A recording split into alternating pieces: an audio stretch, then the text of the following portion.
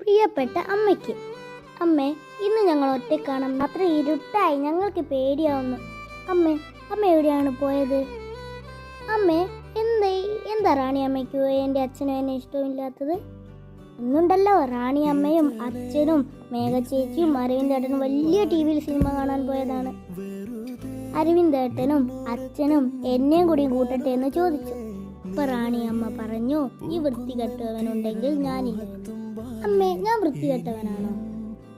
എനിക്ക് വളരെ സങ്കടമായിട്ടോ. അമ്മ എന്താ വരാത്തത്?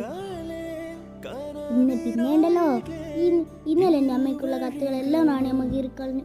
പിന്നെ പറയാ, ആ നാശം പിടിച്ചവൾ ചത്തുപോയെന്ന്. ആണോ അമ്മ? അമ്മ ദൈവത്തിനെ കാണാൻ വരില്ലേ? ഇന്ന് എനിക്ക് റാണി അമ്മ കുറച്ചു കഞ്ഞി തന്നുള്ളൂ. അമ്മേ, സ്കൂളിൽ നിന്ന് കളിക്കുമ്പോൾ ഞാൻ നിലത്ത് വീണ് എൻ്റെ കാല് മുറിഞ്ഞമ്മേ.